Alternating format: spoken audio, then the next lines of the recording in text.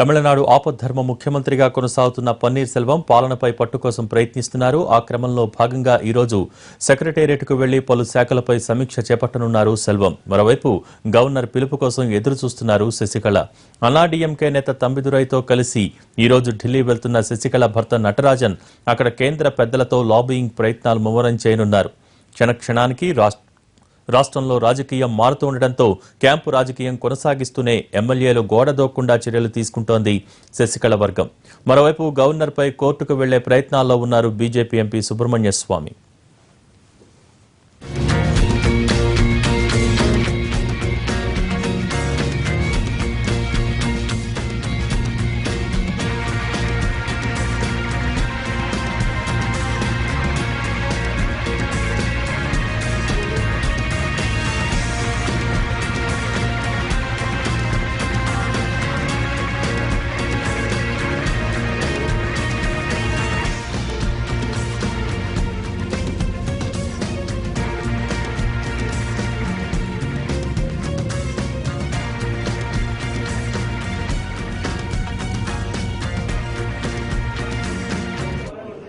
Sasikala versus Selvam episode చూస్తున్న DMK Tamil Nadu రాజకీయ పరిస్థితుల్ని తనకు అనుకూలంగా మార్చుకునేందుకు ప్రయత్నాలు మొదలుపెట్టింది. అధికార పార్టీలో చీలికల ద్వారా లబ్ధి పొందాలని చూస్తోంది. ఇందులో భాగంగానే డీఎంకే హైలెవెల్ వర్కింగ్ కమిటీ సమావేశం కానుంది. ఈ సాయంత్రం 5 గంటలకు చెన్నైలోని పార్టీ ప్రధాన కార్యాలయంలో కీలక నేతలతో భేటీ అవుతారు స్టాలిన్. ప్రస్తుతం అసెంబ్లీలో డీఎంకేకి 89 మంది సభ్యులు ఉన్నారు. మిత్రపక్షం కాంగ్రెస్ కు 8 మంది సభ్యులు ఉన్నారు. అంటే సభలో డీఎంకే కూటమి బలం 97. దీన్ని దృష్టిలో ఉంచుకున్నారో ఏమో కానీ భవిష్యత్తులో తమదే అధికారం అంటూ స్టాలిన్ 2 రోజుల క్రితం కీలక వ్యాఖ్యలు చేశారు. దీంతో ఇవాల్టి సమావేశానికి ఎనలేని ప్రాధాన్యత ఏర్పడింది.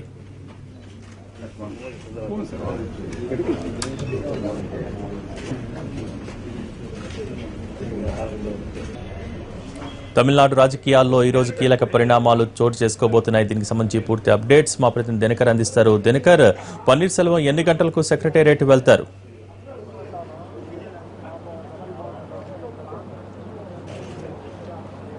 భోగి, ప్రస్తుతం నేను సచివాలయంలో ఉన్నాను. తమిళనాడు సచివాలయంలో మరి కాసేపట్లో 12 గంటల 15 నిమిషాలకి పన్నీర్ సెల్వం ఇక్కడికి రాబోతున్నారు. దాదాపు వారం రోజుల సందిగ్ధం తర్వాత, అనిశ్చితి తర్వాత ఆయన పాలన పైన దృష్టి పెడుతున్నటువంటి పరిస్థితి మనకు కనపడబోతుంది. కాసేపటి కిందటే తమిళనాడు చీఫ్ సెక్రటరీ గిరిజా వైద్యనాథన్ ఇక్కడ ఉన్నటువంటి డీజీపీ, అలాగే డీజీపీతో పాటు అలాగే సిటీ కమిషనర్, అలాగే అడిషనల్ ఇంటెలిజెన్స్ ఆఫీసర్తో కూడా సమావేశమయ్యారు. ఈ రాష్ట్రంలో జరుగుతున్నటువంటి పరిస్థితులు కానీ అలాగే శాంతి భద్రతలపైన కూడా ఒక పూర్తి స్థాయి నివేదిక తీసుకున్నారు. ఏమేమి జరగబోతున్న దానికి సంబంధించి కూడా ఆవిడ వారితో సమీక్ష జరిపి సీఎం వస్తున్న నేపథ్యంలో ఒక రిపోర్ట్ కూడా తయారు చేసినటువంటి పరిస్థితి మనకి ఇక్కడ కనపడుతుంది. 12 గంటల 15 నిమిషాలకి ఇక్కడికి వచ్చిన తర్వాత పన్నీర్ సెల్వం గిరిజా వైద్యనాథన్తో కలుస్తారు. జరుగుతున్నటువంటి పరిణామాలపైన ఆయన ఒక నివేదిక తీసుకుంటారు. అలాగే ఈరోజు ప్రభుత్వము మద్రాస్ హైకోర్టులో ఒక అఫిడవిట్ దాఖలు చేయాల్సి ఉంది. ఎమ్మెల్యేలకు సంబంధించి ఎమ్మెల్యేల మిస్సింగ్ పై కేసు నమోదు చేసిన నేపథ్యంలో దానికి సంబంధించినటువంటి నివేదిక ఎలా ఉంది అన్న దానికి సంబంధించి కూడా పన్నీర్ సెల్వం ఈరోజు రివ్యూ చేసే అవకాశం ఉంది. ఈ రివ్యూ ద్వారా అలాగే పోలీసులు ఇచ్చినటువంటి నివేదిక ద్వారా శశికళ వర్గంలో కానీ క్యాంపులో ఉన్నటువంటి రిజార్ట్స్లో ఉన్నటువంటి ఎమ్మెల్యేలు ఎంతమంది ఉన్నారు, మిగిలిన ఎమ్మెల్యేలు ఎక్కడున్నారన్న దానికి సంబంధించి కూడా ఒక క్లారిటీ వచ్చే అవకాశం ఉందని చెప్పొచ్చు. మరి కాసేపట్లో పక్కనే ఉన్నటువంటి మద్రాస్ హైకోర్టులో ఈ కేసు విచారణకు రానుంది. గవర్నమెంట్ అఫిడవిట్ దాఖలు చేయబోతుంది.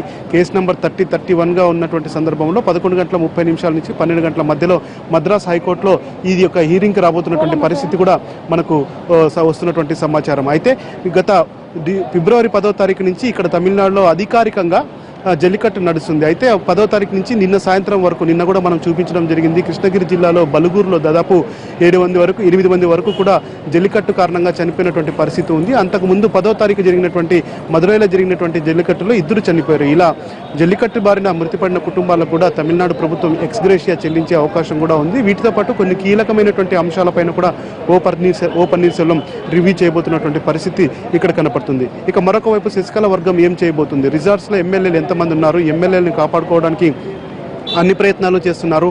మొన్నటి వరకు 129 మంది ఎమ్మెల్యేలు తమతోనే ఉన్నారని చెబుతున్నటువంటి శశికళ వర్గం నిన్నటి వరకు అంటే గత 2 రోజులుగా పడుతున్నటువంటి ఆందోళన కారణంగా అప్పటి వరకు నిలుపుకున్న ఎమ్మెల్యేల సంఖ్య మనకు అందుతున్నటువంటి సమాచారం వరకు 114 మంది ఎమ్మెల్యేలు తనతో ఉన్నట్టుగా సమాచారం. మిగిలిన వాళ్ళని కూడా సాధ్యమైనంత త్వరగా తమ గ్రూప్లో చేర్చుకోవడానికి కూడా అన్ని ప్రయత్నాలు జరుగుతున్నాయి. అయితే వీటన్నిటికన్నా ముందు ఇంపార్టెంట్ గవర్నర్ పిలుపు రావాలి. గవర్నర్ పిలుపు శశికళకి ఎప్పుడు వస్తుందన్న దానికి సంబంధించి అక్కడ ఉన్నటువంటి టీం అంతా కూడా ఉత్కంఠగా ఎదురు చూస్తున్నారు. ఇద్దరు మినిస్టర్లు కూడా శశికళతోనే ఉన్నారు. ప్రస్తుతం శశికళ కూడా ఈరోజు ఉదయం కొద్దిమంది ఎమ్మెల్యేలతో మాట్లాడడం జరిగింది. మీరంతా భయపడాల్సిన అవసరం లేదు, న్యాయం మన వైపే ఉంది, పోరాడతాను అని చెప్పి కూడా వారికి భరోసా ఇచ్చినటువంటి ప్రయత్నం జరుగుతుంది. మధ్యాహ్నం 2 గంటల నుంచి 3 గంటల ప్రాంతంలో శశికళకు అపాయింట్మెంట్ వస్తుంది అని ఒక వార్తలు వస్తున్నాయి. అయితే అది దీనికి సంబంధించి రాజ్భవన్ కార్యాలయంలో ఎంక్వైరీ చేయగా అలాంటిది ఏమీ లేదని కూడా మనకు ఉన్నటువంటి సమాచారం. మరి ఈరోజు గవర్నర్ పిలుస్తారా లేకపోతే ఇంకా సుప్రీంకోర్టు తీర్పు వచ్చేంత వరకు ఆయన ఎదురు చూస్తారా? ఎందుకంటే న్యాయ నిపుణుల సలహా కొనసాగుతున్న నేపథ్యంలో ఆయన తీసుకుంటూనే ఉన్నారు మినిట్ టు మినిట్.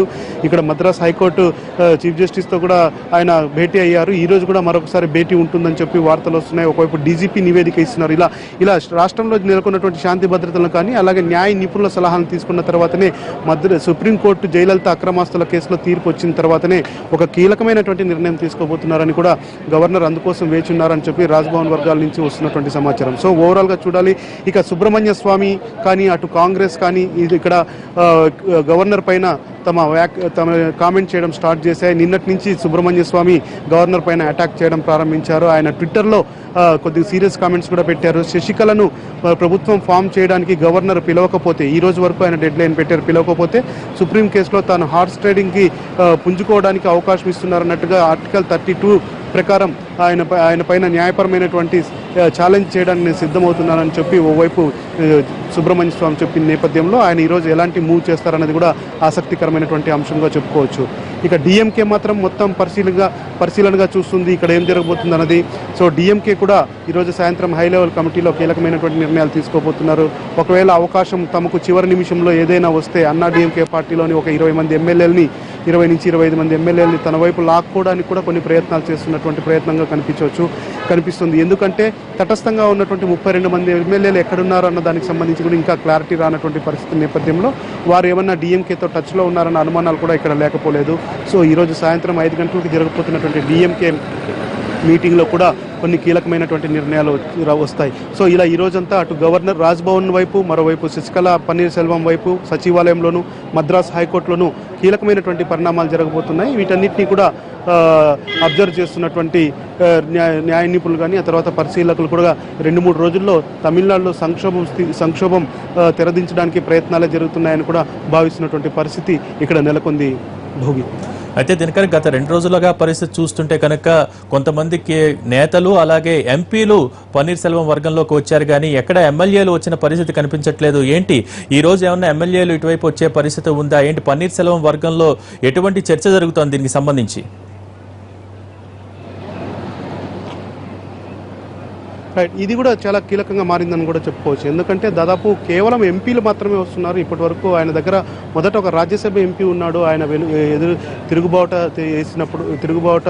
వేసినప్పుడు ఆ తర్వాత ఇప్పుడు మాత్రం 11 మంది లోక్సభ ఎంపీలు ఆయనతో నిన్నటి వరకు జాయిన్ అయ్యారు. ఈరోజు కొన్ని చేరికలు ఉంటాయని భావించినా కానీ ఎంపీల వరకు కొనసాగుతుందే కానీ కేవలం ఎమ్మెల్యేల సంఖ్య 7 వరకు మాత్రమే ఉంది. అది పన్నీర్ సెల్వంతో సహా కలిపి. ఇంకా మిగిలిన ఎమ్మెల్యేలు కావాలంటే ఆయనకి కనీసం ఇంకొక 25 నుంచి 30 వరకు ఎమ్మెల్యేలు అవసరం. అయితే వాళ్ళు బయటికి రాకపోయినా కానీ అసెంబ్లీలో ఇప్పుడు ప్రస్తుతం నేను ఏదైతే ఈ ప్రాంతం ఉన్నానో ఇది సచివాలయం అసెంబ్లీగా కూడా పలుకుతారు. పక్కనే అసెంబ్లీ కూడా ఉంది. అసెంబ్లీలో బల నిరూపణ సమయం ఒకవేళ అవకాశం ఇస్తే, బల పరీక్షకు ఒకవేళ అవకాశం ఇస్తే ఆ సమయంలో అందరూ నా వైపే వస్తారు. దాదాపు 40 నుంచి 50 మంది ఎమ్మెల్యేలంతా కూడా నా వైపే ఉంటారు. కాబట్టి సో నేనేం టెన్షన్ పడాల్సిన అవసరం లేదన్నటువంటి ధీమా ఆయనలో కనిపిస్తుంది. కానీ కనీసం ఇంత 5 రోజుల పాటు గవర్నర్ అవకాశం ఇచ్చినా కానీ కేవలం 7 మంది ఎమ్మెల్యేలు మాత్రమే ఆయనకు మద్దతు ఇచ్చారు. సీనియర్ నాయకులు మాత్రం మద్దతు ఇచ్చారు. ఎంపీలు పూర్తిస్థాయి నైతిక మద్దతు ఇచ్చినటువంటి పరిస్థితి ఉంది. వాళ్ళంతా కూడా సెటరేట్ అయిపోయారు. కానీ కొద్దిమంది ఎమ్మెల్యేలు మాత్రం ఇంకా రావాల్సిన పరిస్థితి ఉంది. వాళ్ళని చూపించడం కన్నా బల పరీక్ష పెట్టే అవకాశం ఇచ్చినప్పుడు డైరెక్ట్ ప్రొజెక్ట్ చేయాలనేటువంటి ప్రపోజల్లో ఉన్నారు. అందుతున్న సమాచారం మేరకు ఒకవేళ గవర్నర్ బల పరీక్షకు అవకాశం ఇస్తే మాత్రం రహస్య ఓటింగ్ని డిమాండ్ చేసే అవకాశం కూడా లేకపోలేదు. ఆ సమయంలో ఎమ్మెల్యేలంతా, అమ్మను అభిమానించే ఎమ్మెల్యేలంతా పన్నీర్ సెల్వంకే మద్దతు ఇస్తారని చెప్పి ఆ వర్గం భావిస్తుంది. అదే ధీమాతో కూడా ఉంది. మరి అయితే కనీసం ఎమ్మెల్యేలు పన్నీర్ సెల్వం వైపు కూటమిలో కనపడకపోవడం కూడా చర్చకు దారితీస్తుంది. పన్నీర్ సెల్వం విఫలమయ్యాడా లేకపోతే ఆయన వ్యూహం ఏంటన్న దానిపైన మాత్రం అందరూ ఆసక్తిగా ఎదురు చూసినటువంటి సందర్భం ఇక్కడ నెలకొని ఉందని మాత్రం చెప్పవచ్చు. భోగి. ఓకే.